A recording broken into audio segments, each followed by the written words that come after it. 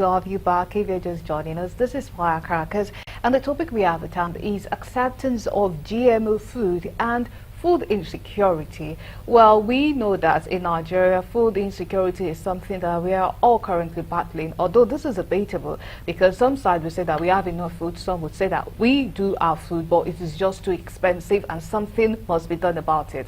So in trying to get solution to this, some people have advocated genetically modified food, which this product stands better chances of probably withstanding issues of climate change that is really affecting agriculture. But from the reports we've just seen, we could see how clearly divided why the reps member, one of them is saying that we should look at it objectively. We have CSO completely condemning it and saying that it has to be stopped by force. Okay, so I will start with you. What's your reaction on that report that we just saw on the CSO saying that okay, this is something that shouldn't stand in Nigeria?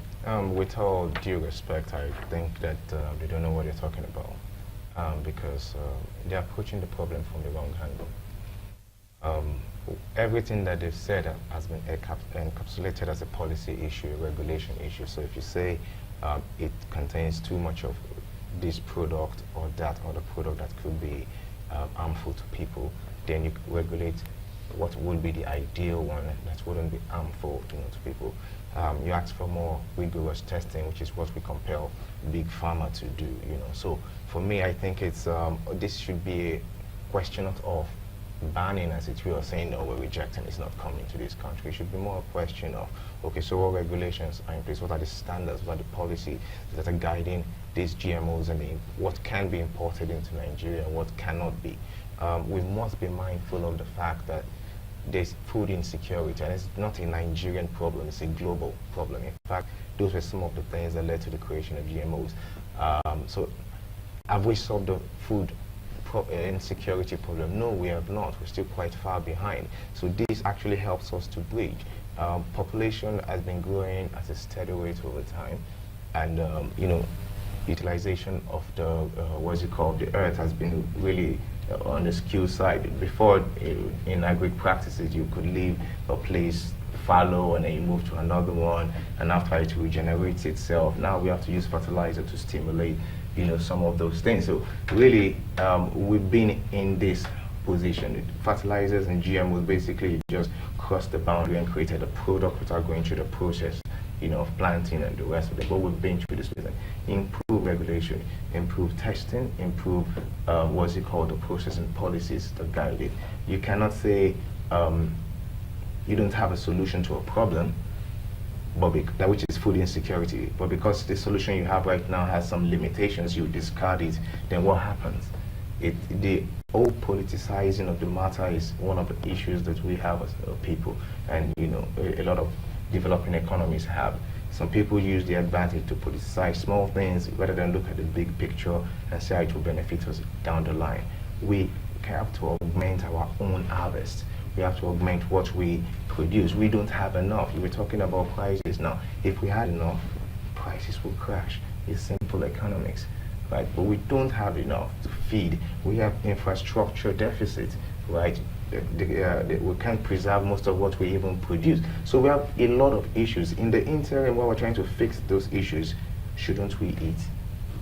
Okay, well, that is definitely a question to ask. That is definitely food for thought. So let us talk to one of the brilliant minds on this genetically modified organisms in Nigeria. That is Professor Muhammad Ishako. Once again, thank you so much for joining us today on Firecrackers. So with the issue of GMO, we have to understand that not a lot of people are accepting of it. Probably it's due to lack of understanding, or probably from their own conviction of things that they've seen before. Okay, let us get clarity on this. What is GMO? How are we bringing it into Nigeria? And why are people so weary of it? Yeah, thank you very much. I'm trained as a plant breeder and also a biotechnologist. The GM is a process of improving the genetic capacity of organisms using heritable material outside the type of the organism. For example, I can take a heritable character from sugarcane, and then put it into sorghum or from rice, put it inside soybean. Because the heritable character does not exist naturally in rice, then it is called genetic modification. Modification in the sense that there is a reception of an exterior heritable character from that source. That is what is called genetically modified organism. Any organism that receives any heritable character outside its own species, it is called genetically modified. And the process of doing that is a scientific technique, is a tool being leveraged on to increase the genetic capacity of crops and animals alike, and also to increase the productivity of crops, especially, for example, you want to increase the yield, you want to increase sugar content, you want to shorten the maturity so that it can mature early enough and so on. Now, the question is, why is all this concern? Now, the concern, in my opinion, the concern stems from the fact that this practice in science is recent relative to the very old method that is called the conventional method of genetic improvement. For example, if you want to improve maize to increase the cob size or the size of the grain, you will have to go and look for another maize that has that character, and you combine it with another character, which is, say, disease resistance. For example, if a maize variety has very large grains, which farmers are interested in, but it is also susceptible, unfortunately, to diseases.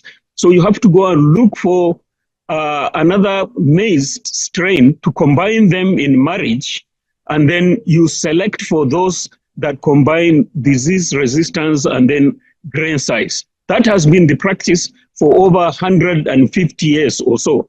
Until recently, about 40 years ago, then scientists recognized a means, a technique of specifically taking or cutting the heritable character across the species. Then in the world, scientists alike say, since this method is recent, not more than 40 years relative to the conventional method, are we sure that there wouldn't be some other unforeseen circumstances under it? Then under the United Nations, the Cartagena Protocol was developed to put in place a framework of studying this set of genetically modified organisms and put them under a strict observation, scientific, because I want to emphasize the term scientific, that what does it generate for the newly genetically modified organism? Does it change its outlook? Does it introduce any other new character apart from the one that is intended for? Or is it going to produce things that are toxic in it and so on? These are the things that even our own framework in Nigeria, our biosafety requires that it has to be subjected to these to see that there isn't anything that is harmful to people before it is released. In short, genetically modified organisms are the most rigorously regulated before they are released for commercial consumption. Now, why are we getting concerned? As a scientist, I myself am not concerned because I am very confident there is nothing negative about GMOs, all those ones that have been properly regulated and subjected to the standard international scientific observation. But as Nigerians have the right to express their genuine concern, and it is left for us to scientists to explain to members of the public. But what I want to warn against, just like one of your speakers has said, is that it must not be a very blanket emotional statement stemming from those people who know nothing about this technology, who know nothing about, for example, agriculture, who know nothing about protection of the environment, who are probably, by virtue of carrying some gray hair in their head and enjoying the trust of members of the public, to deceive members of the public. I, as a scientist, I am for more rigorous regulation And if there are other conditions that Nigerians want GMOs to be subjected to, I think but we are ready to go through it. I believe strongly that there is a lot of benefit for the use of genetic modification in our country. For example, beans. Okay, all right. Forgive me, Professor. Recently. Forgive me, Professor. Please, I'm so sorry to cut short the flow of your thought, but we need to go on the commercial break. And when we come back, we will resume from where you stopped. Please, bear with us. Stay with us.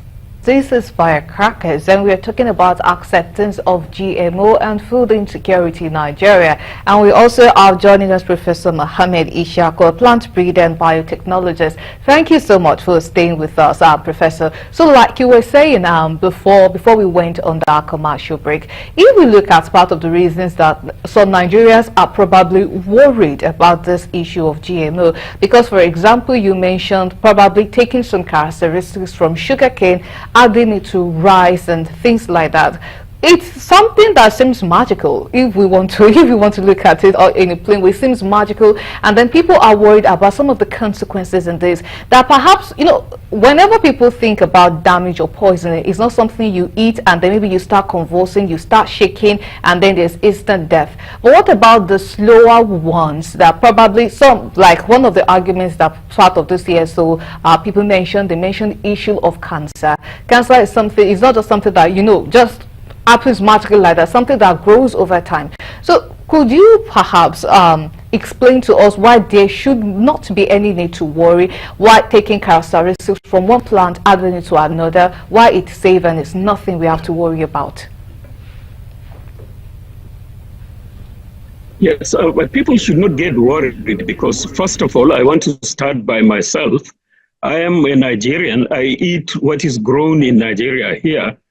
So that is one source of security, that we are scientists, Nigerian scientists, who are developing products for Nigerian families, including our own families. That is number one. Number two, there are specified conditions of testing that will fulfill before the GMO is certified safe for food. Now, generally, food scientists the world over have defined the safety of food for it not to elicit any reaction when it is ingested, whether in the long term or in the short term. That is the reason why when heavily loaded fatty food are being warned for people not to take it, and so on and so forth. That is on the long term. Long term basis, anything you ingest in food will have to be a toxic or something that will encourage the development of extra metabolism in an individual, and so on. So the framework for our Nigerian regulation for safety of food have defined all this, and all the GMOs to be introduced into the Nigerian market and the Nigerian table must fulfill this. And I am telling Nigerians that we have subjected all the GMOs that we have so far developed in country. From my institute, we have the beans, which is resistant to an insect in the field, and also maize that is resistant to another insect in the field. Now, coming back to why do we need to do this? As a scientist, we know, together with farmers who produce this and also consumers in Nigeria, what are the areas that we should look at so that we can ease our food insecurity problem one by one. And genetic modification is one of the scientific tools. I'm not saying it's the only tool. For example, fertilizer is another tool that enhances the productivity of our crops. Now, in addition to fertilizer, you need to have some other scientific tools that will further increase this productivity, sometimes even cut down the cost of production. For example, the beans that is resistant to insect, instead of 8 to 9 sprays of insecticide, farmers can now get a very excellent crop with only 2 sprays, which means our environment is now saved from the application of very toxic chemical compounds into the environment. Similarly with maize. Now, coming back to say that you are going to ban all this, you are going to create a problem for farmers. On what basis are you going to ban it? Simply because your mind doesn't like something, There are people who will say they don't want to eat agri chicken. I'm sure everybody knows this. There are people who will say, I don't want to eat a lot of things. But on what basis?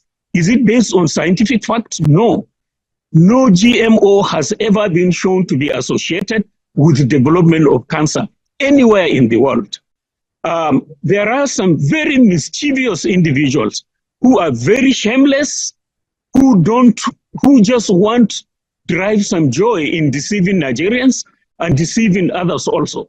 They keep on bringing things that will scare people.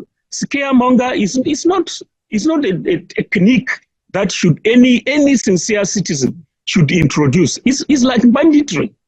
It is not different from banditry, trying to scare people away. You remember, there was some 20, 30 years ago, there were individuals who started saying that Gari is causing cancer. Everybody started scaring here and there and so, but on what basis? This GMO issue, left to me, is sincere Nigerians can ask relevant questions. We as scientists, we are providing the answers to them scientifically, but no emotions. Wherever you introduce emotions and superstitions into it and some endless unscientific assumptions, nobody will ever satisfy those conditions. But we do that. Do GMOs produce allergenicity?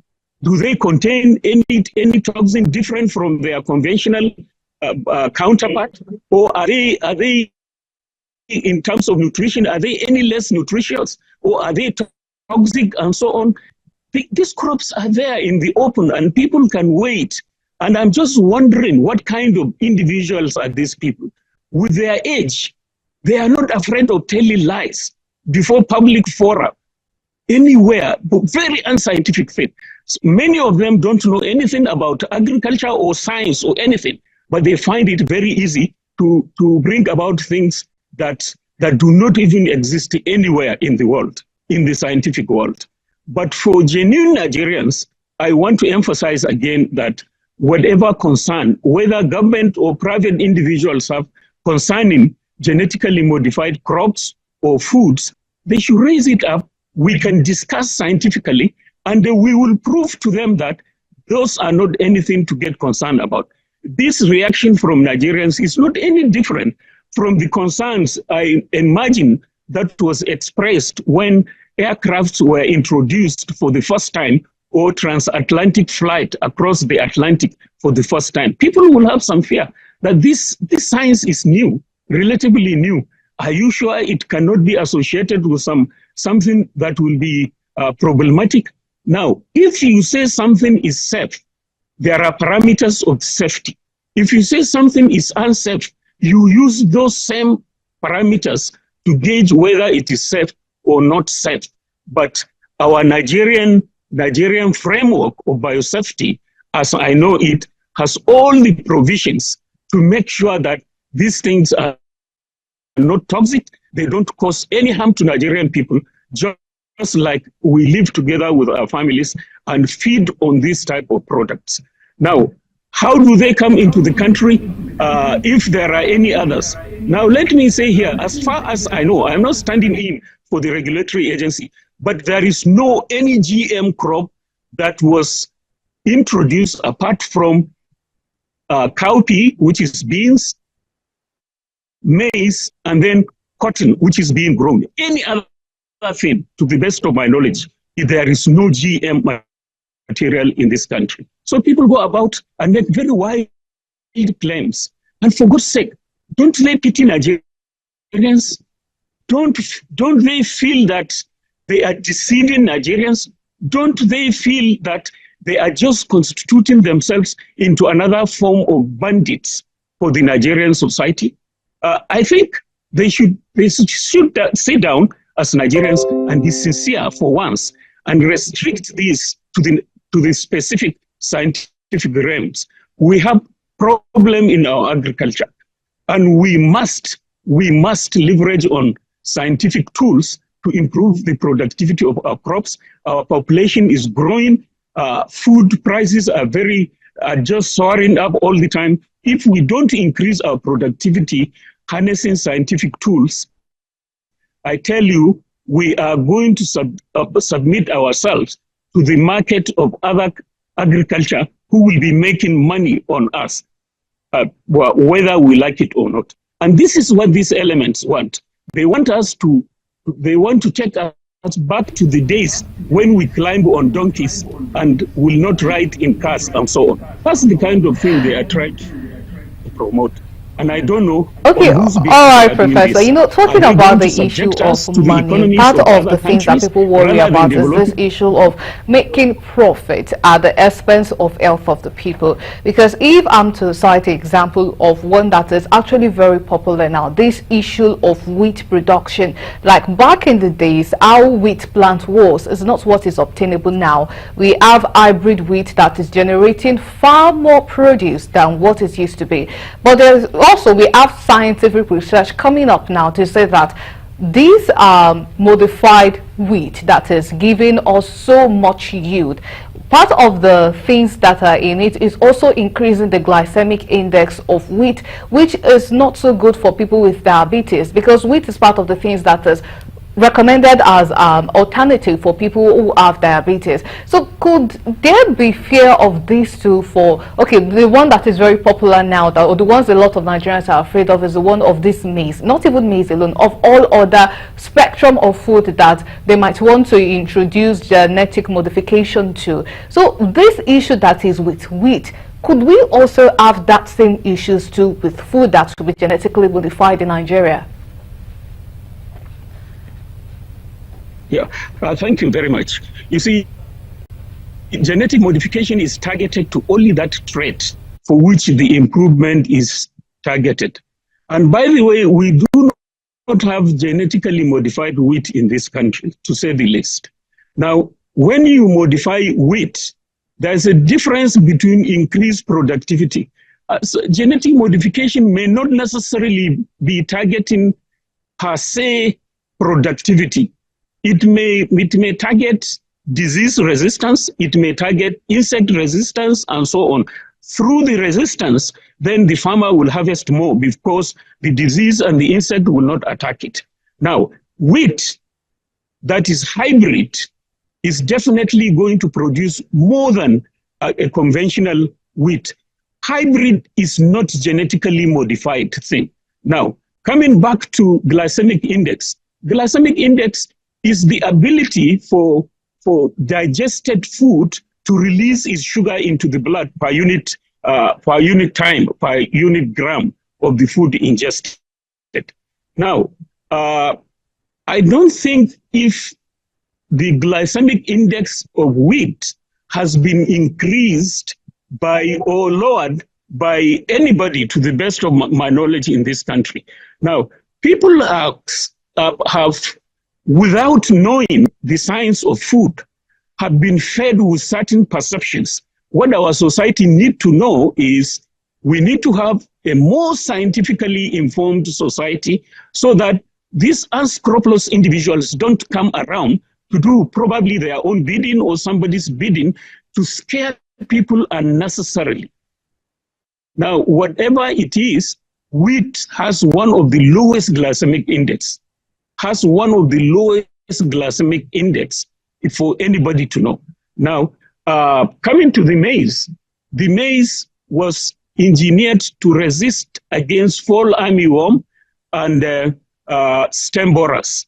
These are devastating insects that maize farmers know. Recently, this past rainy season, a farmer lost almost 90% of his crops because he was not able to detect the damage and spray insecticide. The only effective solution is to spray insecticide. Now, the GM maize has ability to withstand these insects and protect itself. Now, this is my own thought. If I am a marketer of chemicals, I will not like that maize to be multiplied and sold in the market because it is going to reduce my market for chemicals. It's very simple common sense. Whether this maize has any other negative consequences, no. The Nigerian Scientific Society went through and counter-checked all the data concerning the biochemical integrity of this new maize, it is only different in terms of its ability to protect itself against the insect. So the maize doesn't have any additional thing. And I want to emphasize again that, look, we are very public servants. We have our own family in this society.